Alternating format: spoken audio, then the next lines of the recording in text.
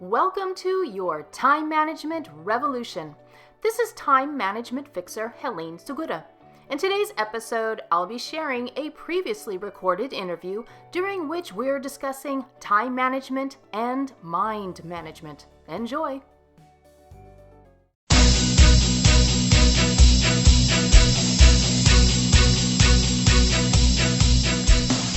Welcome to Relationships 2.0 with author and clinical psychologist Michelle Skeen.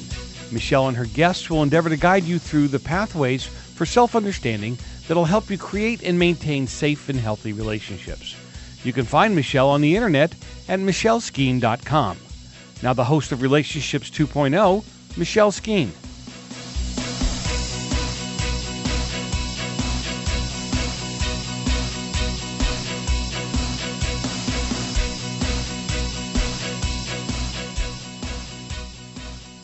Welcome to Relationships 2.0. I'm Michelle Skeen.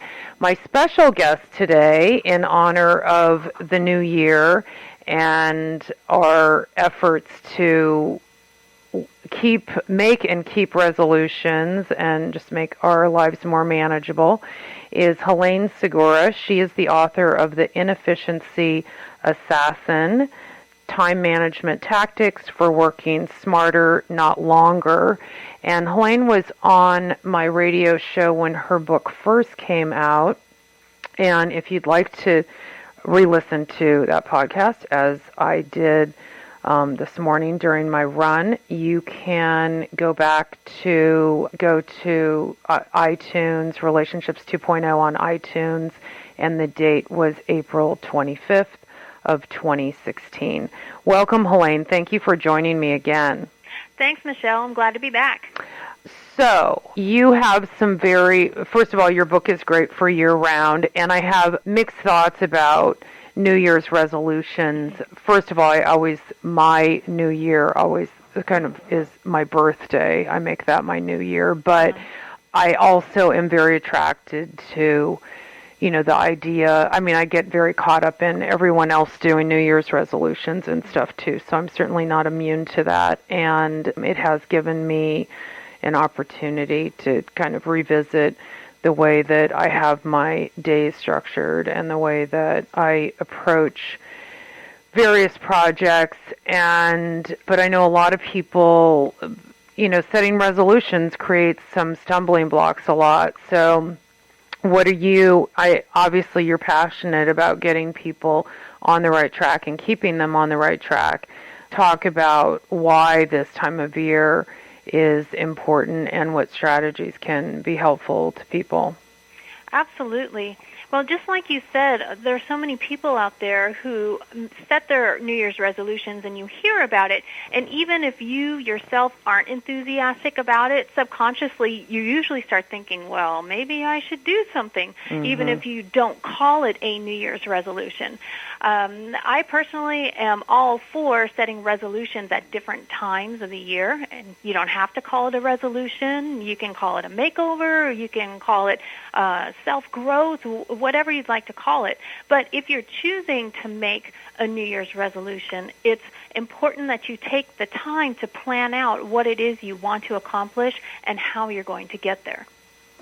So I was re-listening to our conversation in April of last year, and there are so many helpful things that you have in your book and ways to accomplish tasks and I guess also create good habits and stick to them. And I've done a lot of research and read a lot of books on habits, and because I think change is really difficult. I don't think it's impossible, or I wouldn't be in the business I'm in. Right. But I think it is difficult, and so I think I also think that, like you address in the book, that there are ways that we can set ourselves up to be more successful. Exactly. And even though my book is all about time management, and today we're specifically talking about New Year's resolutions, when you think about it, time management is truly all about mind management, because we make decisions about how we use our time, and you can apply that same philosophy to your New Year's resolutions, because whether or not you're going to be successful with your resolutions depends on your mind management. So when I'm working with clients on their New Year's resolutions, I give them an overview of my three-pronged framework that I talk in the book, but it's the exact same thing that you can apply to your resolutions, and that is the CIA. The C stands for create clarity, the I stands for implement structure and flow, and the A is for assemble your team. And if you harness and implement those three components of the framework, you'll be a lot more likely to reach those goals that you set. So when you're talking about clarity, when I use that in my work, and I recently finished writing a book, I think it's easy to, for me it means you're having to just drill down more. So you might have this, let's say someone's New Year's resolution is, I'm going to be healthier. Well, there's nothing really tangible there. That sounds great, and it is a great goal, but what does that look like in action? You're exactly right. The whole purpose of creating clarity is making sure that you're defining what it is you're trying to accomplish. So just like you said, getting healthier, or some people will say, be more organized or be better with my time. Those are so broad. So what you want to do is define what it is you're trying to accomplish. Pick one thing out of there that you would like to hit on. So, for example, if you want to eat healthier, do you want to do that by eating out less? Do you want to do that by cutting out soda? What about eating healthier would you like to be able to do? Right. So that way you can track it. Same way with being better with your time. Well, what part of that do you want to be better at? Maybe it's you want to stop being late to meetings.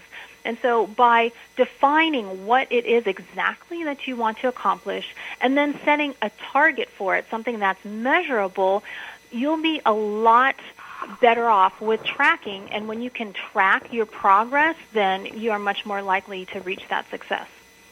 Yeah, so one of the things that, so picking a very specific thing that you're going to change or implement. One of the things that I find that people do a lot, and we're all kind of guilty of this, is like, let's say one of my, I aspire to do yoga, but I don't do yoga. I'm not really drawn. There's a yoga studio really near where I live. I should go. I'd like to go.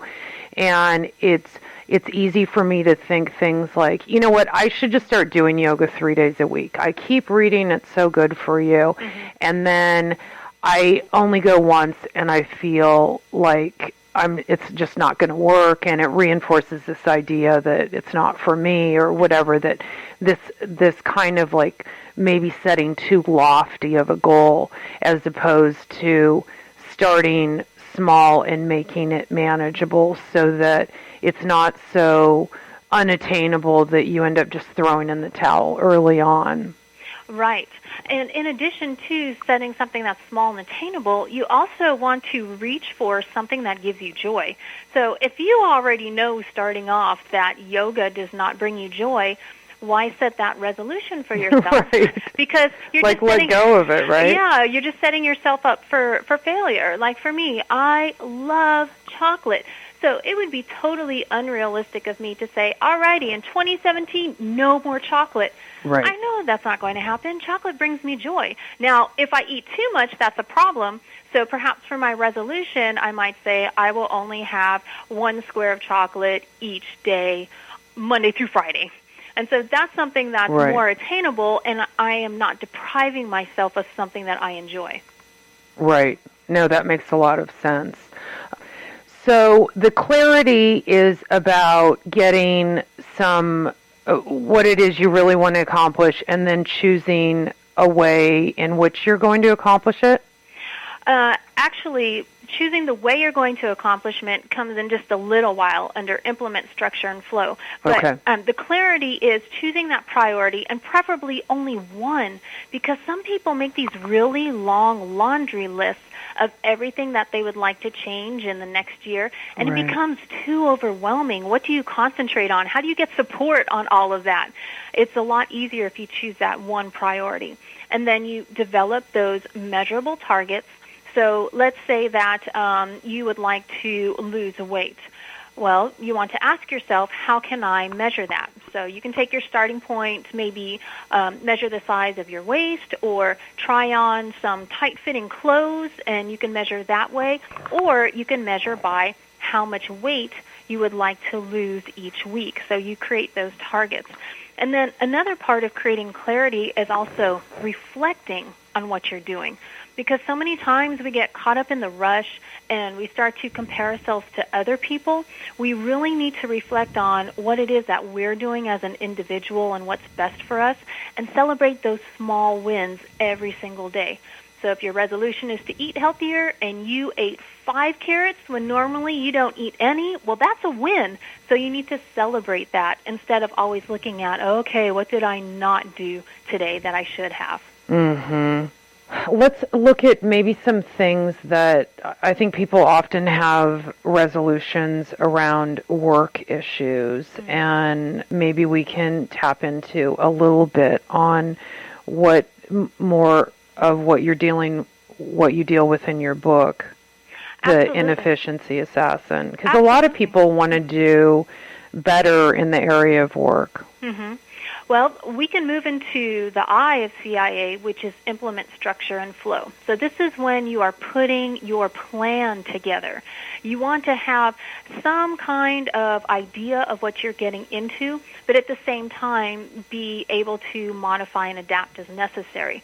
A lot of people are not successful with change because they just dive into whatever goal they have and they haven't thought about how exactly they can accomplish it. So using the example of work, let's talk about a popular resolution is to be on time to meetings. I work with a lot of people who run late quite often, and so we actually start with what we're going to call this goal. Because since all of this is about mind management, you also have to play mind games with yourself. So do you want to call this goal to not be late to meetings anymore, or would you like to call it be on time to meetings? We all have different reactions to what words mean. So you'd want to choose whatever's going to be a positively worded goal to you as an individual. And then you want to take a look at, well, why in the past have you not been on time to those meetings? Was it because you forgot? In which case we'd have to look at a reminder system to make sure that you're setting appropriate reminders. Or is it because you think you can get that one more thing done and you work up until the last minute and then you go flying out of your office to get to that meeting, in which case we then take a look at how do you stop yourself from wanting to do that one more thing.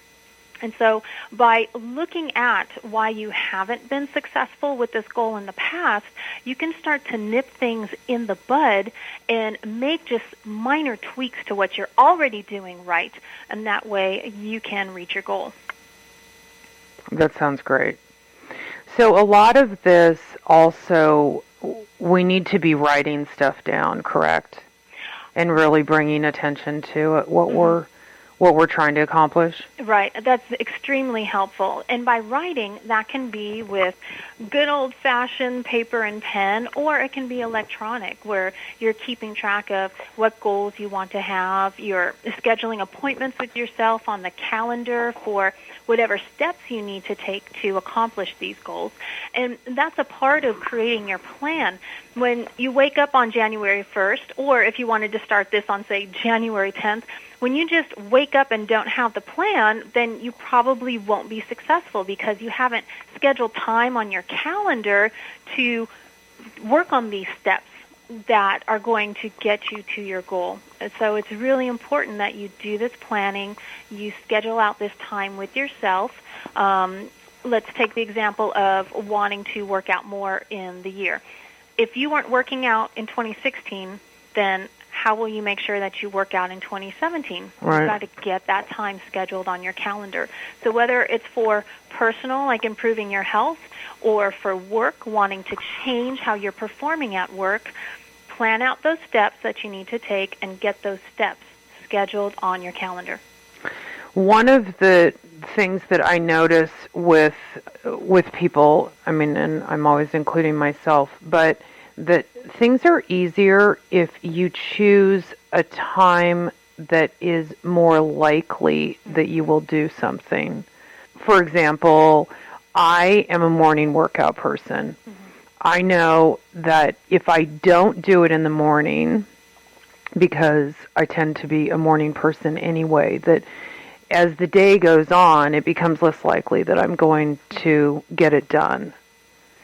And so I'm wondering, do you think it's important for people to figure out some people are night owls, some people are early birds, but to figure out their optimal time to accomplish something that might be more challenging for them?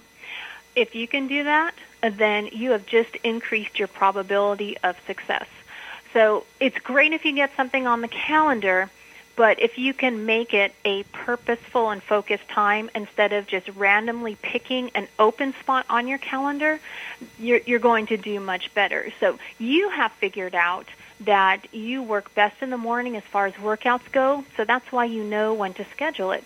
So each one of us should take a look at what it is that we need to do in order to accomplish our goal, and then think about, is this going to be best for me to do right when I wake up in the morning, or on my way to work, or maybe during my lunch break, or maybe it's better that I do it first thing when I get home from work.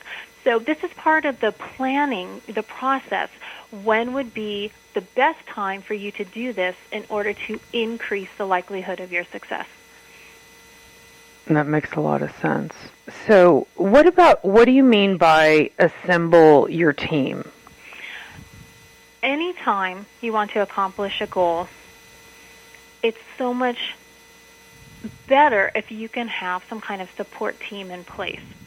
For example, starting with your household, if anybody else lives with you in your household, you want to share what your New Year's resolution is with everybody else so they're aware of what you're trying to accomplish, and let them know how they can support you. Because otherwise, they may not realize that you want or need support, or they may try to give support in what they feel is the best way, but that way doesn't work for you.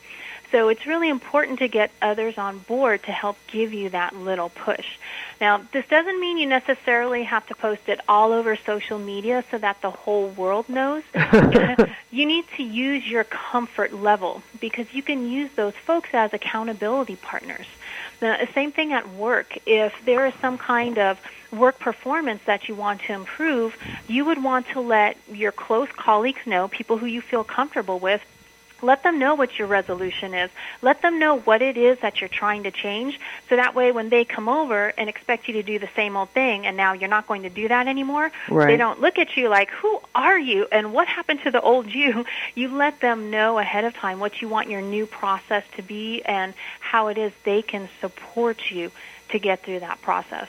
So now that sounds really nice, but it's not only difficult for us to make, as individuals to make changes, but it's difficult for us to accept when people in our lives are making changes that maybe impacts us. Mm-hmm. So let's say that, I have a girlfriend and we go out every Thursday night for drinks and appetizers, and she tells me that she's not going to be drinking for the month of January or something like that, or that we both share this love of chocolate chip cookies, but she's not going to be having them anymore.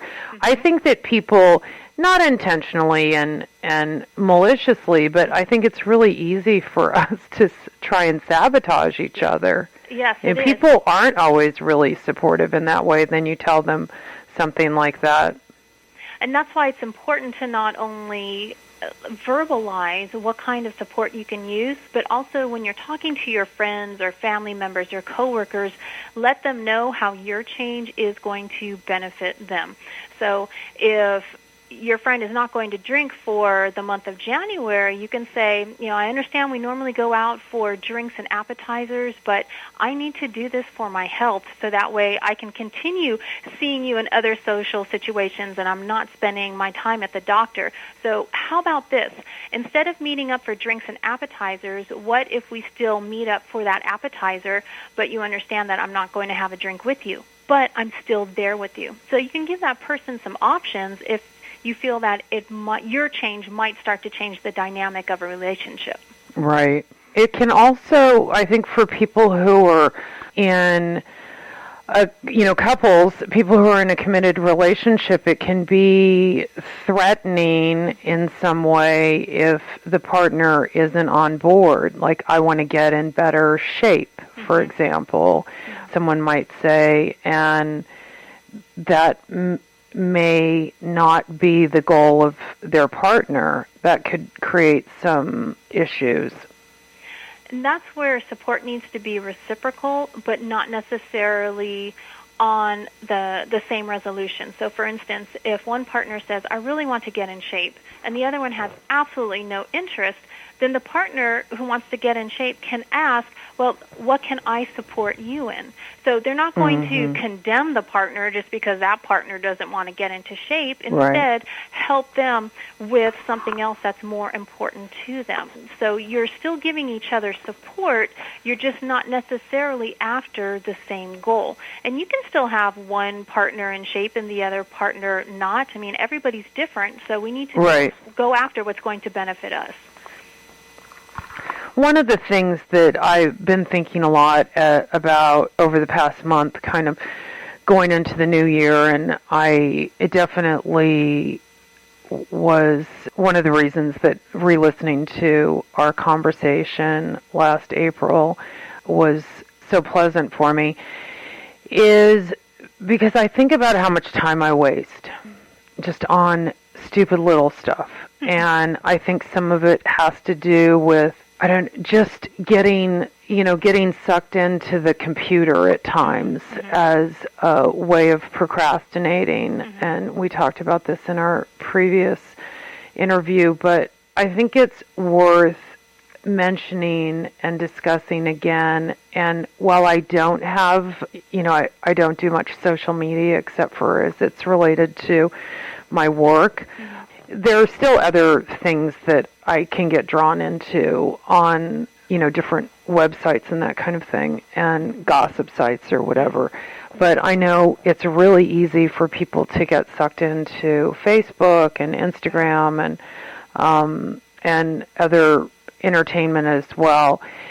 That seems to be really difficult to change because we have our phones too. And I have now taken so many apps off my phone. I have like 3 apps on my phone.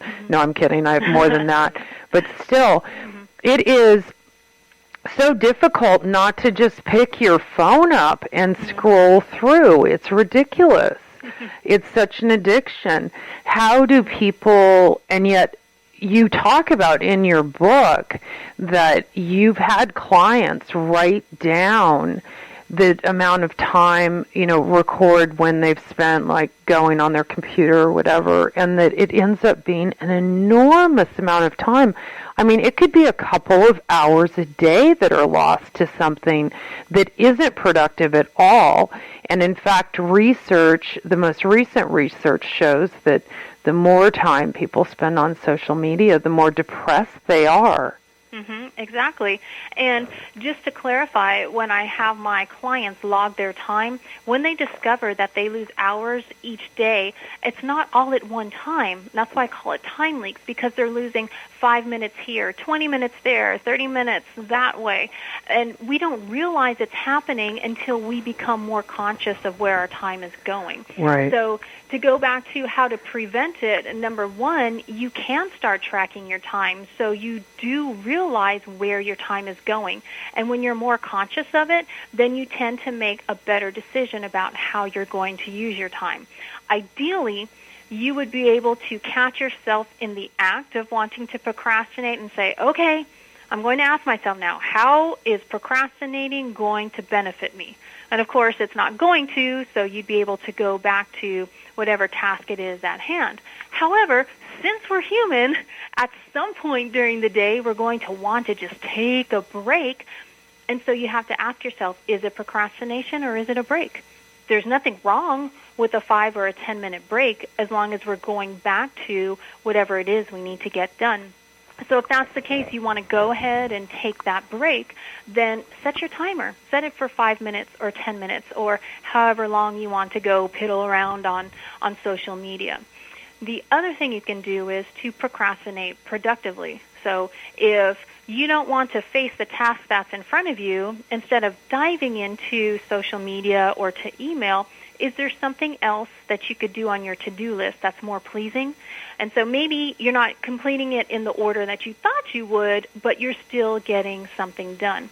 But in the end, I think it goes back to what you mentioned. It can feel like an addiction because we feel like, we're a part of something that's bigger. But really, when you think about it, sure, social media is huge. There are millions of people out there, but how much are you really a part of it? How many thoughtful, meaningful conversations do you have with people? Right. And if you do have a few people you can have those conversations with, great. Focus on those few people, but not all 500 of your friends and, I need to post that I'm eating a cheeseburger right now.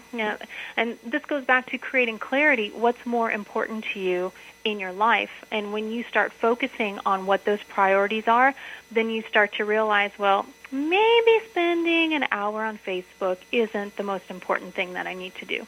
Right. Say more about what that would look like, the to-do list, and doing something that is on that list that would bring you more pleasure. Or let's even back up a little bit further and just talk about to-do lists, which we did last time. We all have endless to-do lists, and I love lists like that. And so part of it is managing that and not making it so overwhelming. Mm-hmm. But so let's just talk about those lists in general, and then how you might go about picking things to do when maybe you're at a lull in your day and you're feeling like you're going to get sucked into social media or websites or whatever. Sure. First off, I think there's absolutely nothing wrong with having this hugely long list where you do a mind liberation each evening. You just get these thoughts out of your head. I need to do this tomorrow, or I need to do this next week, or, maybe I want to do this next year. So there's nothing wrong with that. The problem I find that my clients have is that when they try to operate on a daily basis from this monster list, this is when they actually get overwhelmed and become unproductive. So after you do your mind liberation each day or evening and you get the thoughts out of your head onto this huge list, you want to think about what you have on tap for tomorrow. Look at your calendar and figure out how much open space you have for doing some of these tasks. Because most of us, if we look at our calendar, we already have something planned for the next day at some point, whether it's work or it's a phone conference or a meeting that we have to go to. So what you do is you look at the gaps of time that you have in between, and from this long list you choose, okay, what are the three most important things that I need to get done tomorrow, so that way I'm not in a world of hurt and I won't be stressed. I will be just so much happier. Mm-hmm. And then from this monster list you can also choose a bonus 3. So let's say that the top 3 don't go quite as planned, or the opposite could happen. Maybe you finish all of them. What's something else that I could do that's maybe not as important, but if I got it done, I'd still be happy? So that's where productive procrastination can come in, because maybe you're not getting something done from those top 3 like you had wanted to, but you're still getting something else done that you had on your list that you'll feel good about accomplishing. That sounds really helpful. Yeah. Now, the other thing you can add on is, in addition to just having this list of your top 3 and your bonus 3, put next to it an estimate of how much time you think it's going to take. Because this is another downfall that a lot of my clients would have before we started working together. They would make a list of maybe 8 things they wanted to do the next day, but if they were to estimate how long each one of those tasks would take, they would have realized that it was not humanly possible to finish all 8 in a day. Oh. So they've just set themselves up for disappointment when they can't failure, when they can't cross off all 8. So if they realize that this one task will only take 10 minutes, but this second task is going to take 4 hours, well then maybe you only want 2 things on your list the next day. So it really helps if you can put in those time estimates. And for those folks who struggle with estimating time, my best advice to you is go with your gut feeling, your guesstimate of how long you think something should take, and then double it. Because it's better that you allow too much time for something than not enough. And if you do finish early, then okay, you can either go have fun and take a break, or you can move on to the next item that's on your list. That sounds like a good idea. So what are some things that people, you think, estimating how much time things are going to take, what are some kind of typical traps? So, I mean, in terms of working out, people need to recognize that maybe they're going to go, if they were going to a 45-minute class, they have to figure in time to get ready, showering afterwards and all of that kind of stuff, right? So It's not just 45 minutes. It's probably more like an hour and a half, really. Exactly, because you need to factor in even commuting to your workout if you're going to a gym, packing up before you can commute, and then all of those other tasks that you mentioned, that not only the workout, but also showering afterwards and then commuting back. Well, you need to stretch out beforehand, before you even start your 45 minutes. Right. So when you start thinking about all those little things that you think you're doing subconsciously, but it still needs to be done, that's going to help you estimate your time. And what about, what are other things that people tend to overlook in terms of taking more time than they would calculate in? Well, speaking from a work setting point of view, a lot of folks underestimate the amount of time that they need for a meeting, and they either wind up being late or they wind up not being able to process everything that needs to happen after a meeting. For instance, if you have a meeting from 1 to 2 and you only block off that time on your calendar 1 to 2, then you have not included time for any prepping that you need to do. What if you need to show up for a proposal? Or what if you need to review the prior meeting's minutes before you walk in? So time for that should be blocked off. Right. Time for loading up whatever supplies you need to bring to this meeting. Time for the commute. And then if it's by car or train, you're not just walking to another portion of the building, building in that pad of time for traffic. So you want to allow maybe 20% longer than what the commute should take. That way you don't walk in late. And then after the meeting, if that meeting is worthwhile, then you are walking out of there with something that you need to do. Either you need to call somebody, you need to email a follow-up, you need to touch base with somebody the following week, or maybe you need to put together some kind of memo to send out to a team.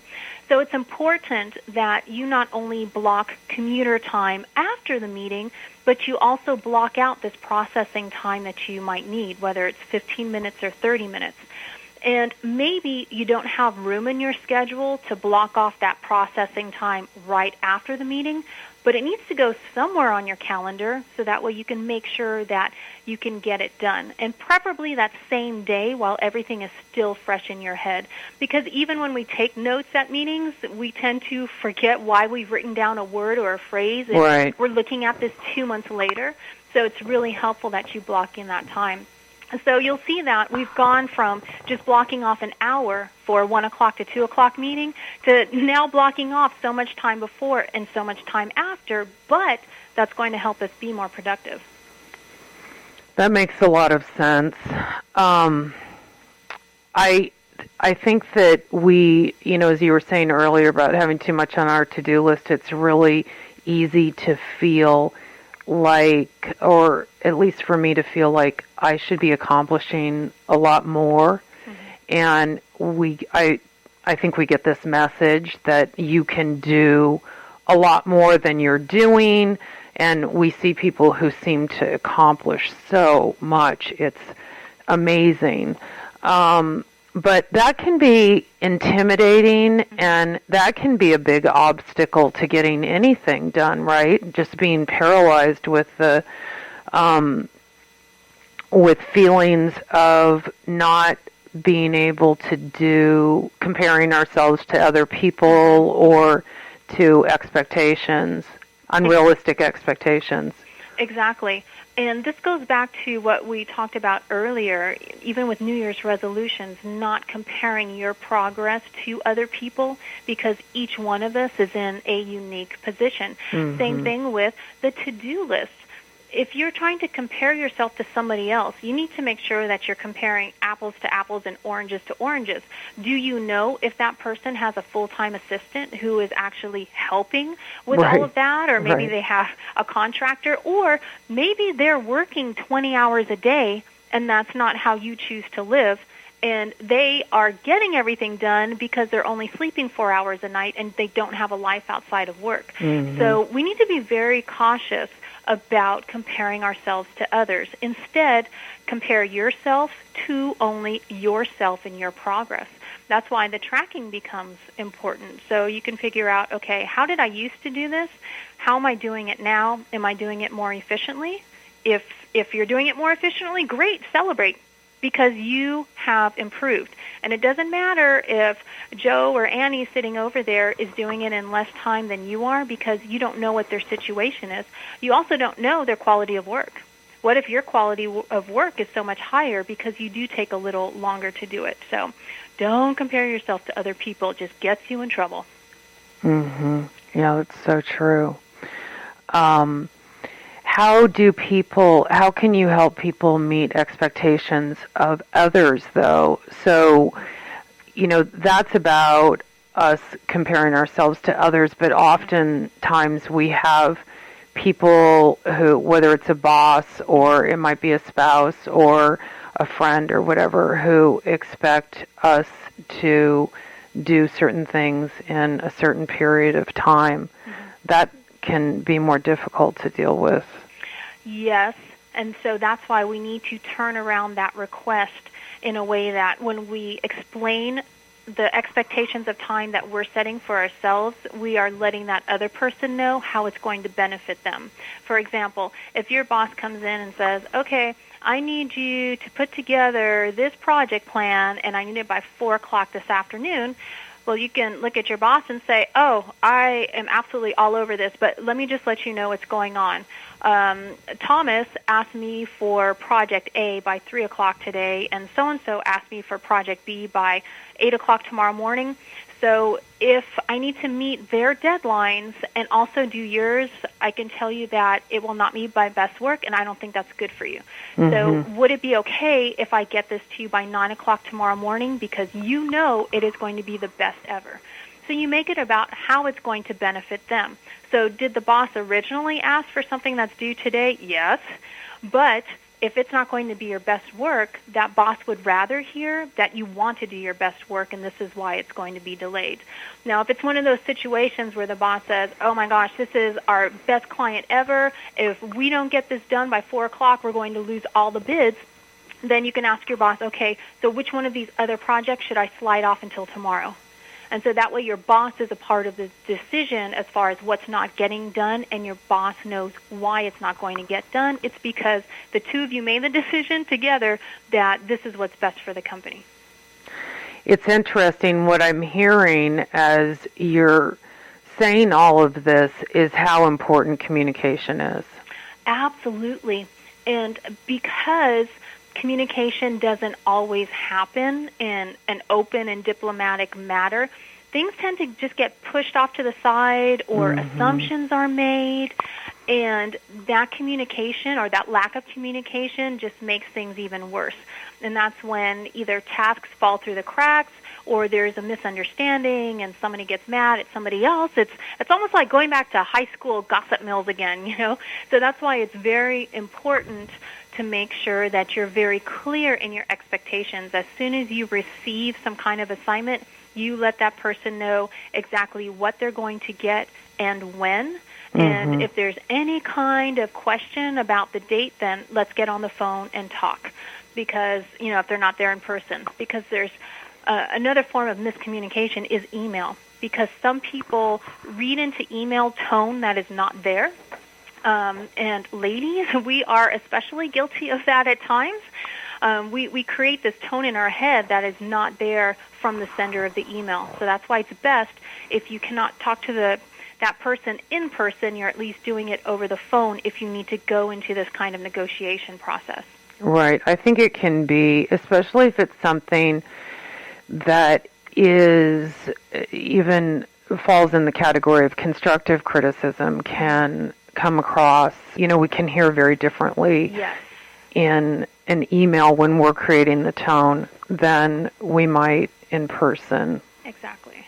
One of the things that that this month always, a lot of people can feel like they have kind of some success in January, and then February comes, and things start to fall off.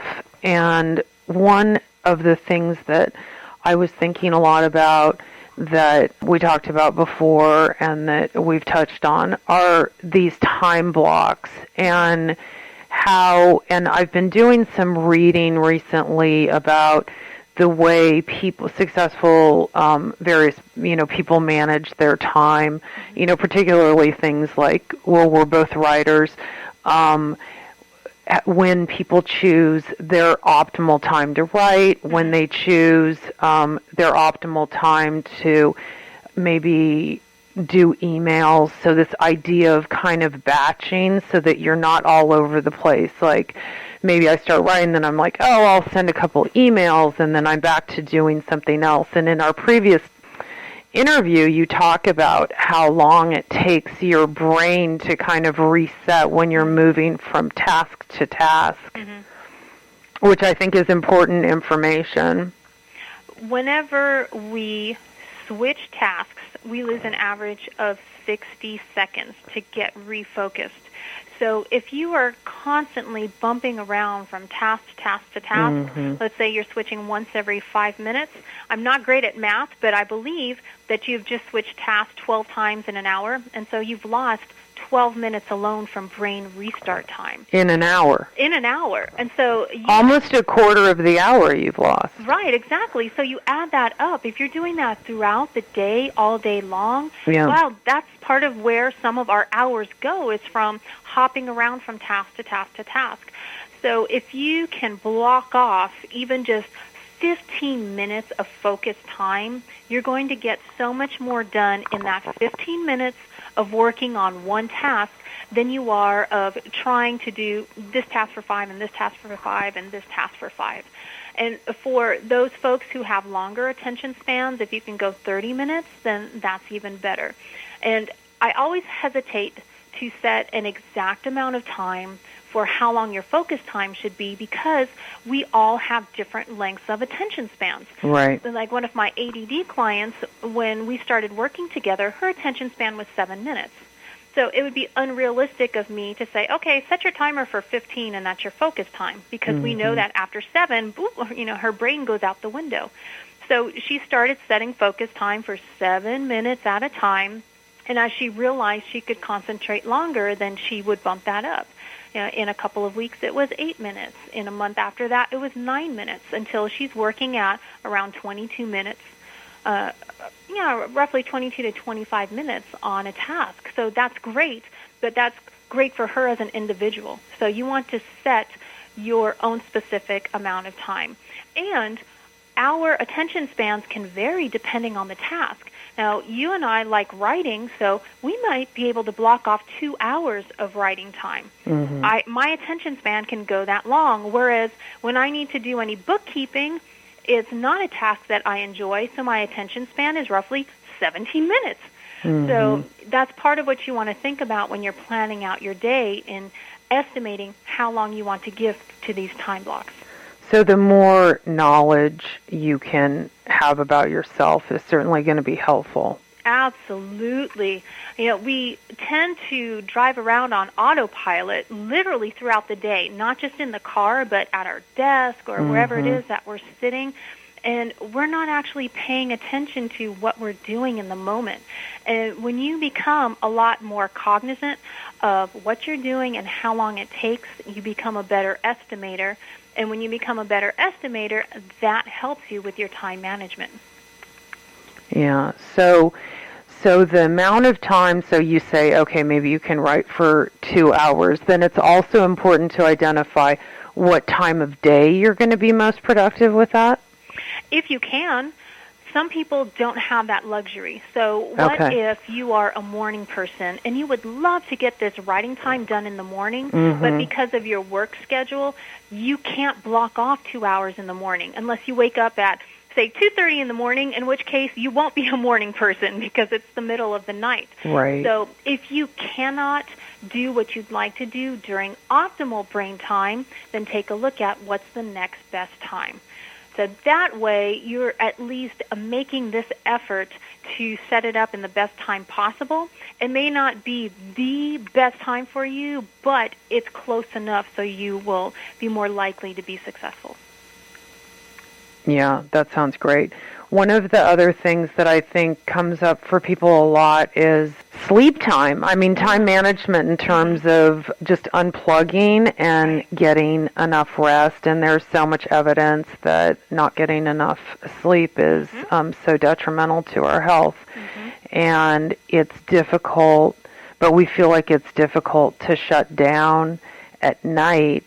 And now there are so many things on our phones that actually keep us attached to our phone. Like I've said before, I often listen to podcasts to fall asleep, but that means my phone's next to my bed. And then also I noticed like the latest software download that if you go to the alarm setting, that they've actually put in a bedtime thing. So they've put in the phone kind of a sleep analysis thing where you can set your bedtime and your awake time, and that all seems very helpful. It'll send you a little alert to say start getting ready for bed and all of that kind of stuff, which is really nice, except it means here we are again attached to our phone and that it's on my night table, right? Because it's also theoretically the alarm in the morning. And this is why I encourage my clients who are having sleep issues to go back to a retro alarm clock. Because what tends to happen is that they are on their phones up until bedtime, and neuroscience tells us that we need at least a 30-minute gap between electronics and trying to go to sleep before our brains actually start to shut down. Okay. Otherwise, if we're working up till the last minute on anything that is electronic, then all the synapses are firing in our brains, and that's part of the reason why it takes forever to fall asleep. And because it's taking forever, what do? Oh, I'll just reach for my phone and see if I can play on something until I get sleepy. Right. So it's this vicious cycle. The other thing that happens is unless you take the time to turn off every single notification on your phone, at some point during the night, that phone could vibrate or beep. And we may not realize that we're hearing it, but we are, and it's bringing us out of our REM stage of sleep, which is the deepest sleep. Right. And so we're not waking up fully, but we're waking up out of that stage. And then when you flip-flop too much between REM and a lesser stage of sleep, you're not getting that full night's sleep. So I just encourage everybody who's having sleep problems to go back to an old-fashioned alarm clock because you'll sleep a lot better. And for my clients who have to be on call, they have to be able to be notified by work, I ask them to use a separate phone for work. So that way when they are on call, that's the only thing that notifies on that particular phone. So if that phone is waking them up, it's because they truly need to get up because they're being called to duty.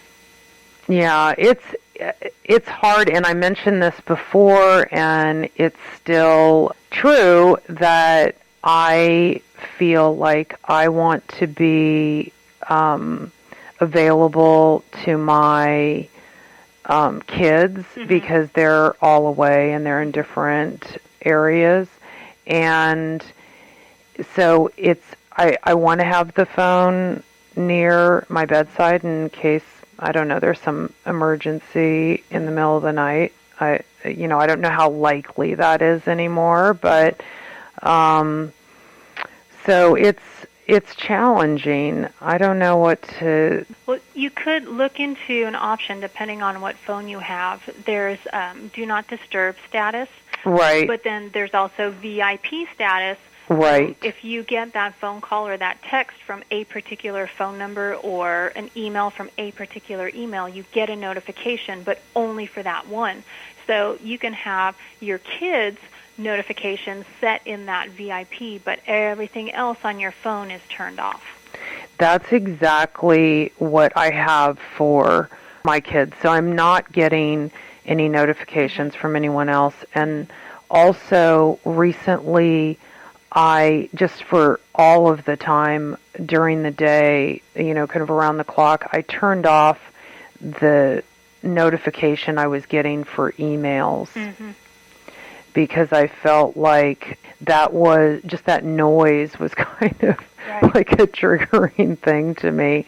And I would look. And the other thing that I also did recently, which was kind of a game changer, I was getting so many emails from just, like, I don't know, ordering something or whatever, or various companies that were filling up my inbox, and I started unsubscribing every time I would get one. Good. It has the number of emails I'm getting a day have gone down significantly. Excellent. And that's helped a lot, because you talked about in the previous broadcast that some people get like 100, that we average, 100 emails a day or something like that? Electronic communications, so it can be text or email, and some companies are going to texting alerts instead of emailing because people aren't opening up their emails anymore. So when you're unsubscribing from a newsletter, that's great, and now you have to be wary of giving out your cell phone number to the same companies to make sure that they're not going to reach out to you by text. Mm-hmm. Now, something else that folks do is, and there's a love or hate feeling about this depending on how much you do or do not like email, but some people will establish an additional email account. In that way, any kind of promotion or shopping or anything like that. I know my daughter was smart enough to do that, actually. They put it into one account, so when they get sales emails or shipping emails, and they know they've ordered something, well, they can just go into that account. Mm-hmm. And so that way their personal account is separate. It's just the people who mean the most to them, who they want to hear from, they have that email address. And then, of course, work is separate from that. So it sounds a little scary to think, oh my gosh, I'm going to have 3 email addresses I need to monitor now. But the folks who do that really like not having all of those shopping and shipping emails within their personal email account. Right. No, it's really, I think that's kind of a big start to just do some of that stuff that's smaller task stuff in a way but that can make a huge difference. Is how can you minimize the distractions and just what's coming at you throughout the day, right? Right, exactly. So I know it's felt really different for me. I started doing that about 2 months ago, and it's made a huge difference because I used to wake up in the morning and I would have some ridiculous number of emails, and very few of them, it would turn out after I'd sort through them, were actually really anything that I needed to deal with that was important. But in terms of other kinds of resolutions, if you're constantly getting bombarded with emails from websites where you've purchased things, then there's another temptation. Oh, look, they have a new top. Oh, that's a cute jean. Right. I should get that. And so if people have resolutions about spending money, that's another way to, kind of cut down on the temptation, right? Exactly. Why have that temptation put in front of you? So this goes back to the planning portion for your resolutions. thinking about why you have not been successful in the past. And if you haven't been successful for saving money because you're getting all of these shopping and sales emails, then that's your clue. Oh, okay, so maybe I need to stop looking at that email. Well, how can I stop looking at the email? How about I unsubscribe? Or how about I set up that separate email address so I'm only looking when my brain is ready to accept the fact that, okay, I'm going in here and I'm going to have a budget. I won't spend more than $50 as I go through all of these sales emails. Yeah, this is all so helpful. Thank you so much, Helene. The book is The Inefficiency Assassin, Time Management Tactics for Working Smarter, Not Longer, Helene Segura, and your website is Helene, Helene, Segura, Segura.com, and you have lots of helpful things on your website as well. Well, thank you very much for sharing that. And for everybody who's listening, when you go to the website, if you scroll down to the bottom of the page, there's a place where you can sign up for my productivity kit. And there are complimentary templates for planning your time. I have a free webinar in there about fighting procrastination. So use those resources to your advantage to help you be successful, not just with your New Year's resolutions, but with your goals throughout the year. Absolutely. That's fabulous. I'm going right on. All right. Thank you so much. I really appreciate it. My pleasure, Michelle. Be well.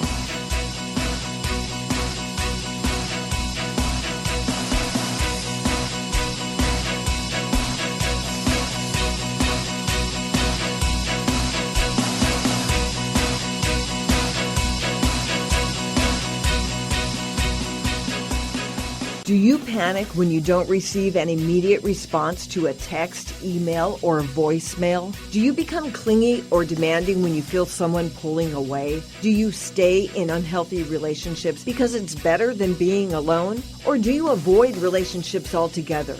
If you answer yes to any of these questions, you may struggle with fear of abandonment. This fear can trigger intense feelings of jealousy and anxiety that result in unhelpful behaviors that ultimately sabotage your relationships. Psychologist Michelle Skeen's powerful book, Love Me, Don't Leave Me, will help you develop a new perspective about yourself and others, and you will learn to recognize and change the behaviors that are hurting your relationships. You deserve to have closer, loving, and lasting connections. To find out how, go to www.michelleskeen.com. That's www.michelleskeen.com.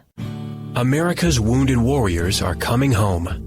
After serving on foreign shores, these brave men and women are returning to their families and communities. Many have wounds you can see, and many have wounds you can't see, like post-traumatic stress disorder. Now that these warriors are back home, they are ready to enter the civilian workforce. To help, Wounded Warrior Project has developed the Warriors to Work program, a career counseling service that helps warriors translate their military experience to the civilian workplace. These extraordinary men and women bring proven world-class job skills and a unique perspective on teamwork to the job. And to ensure the right warrior finds the right job, Wounded Warrior Project works with employers to find just the right match. When you hire a wounded warrior, you hire an intelligent, talented, and committed new employee. Contact Wounded Warrior Project at findwwp.org. Welcome home the brave.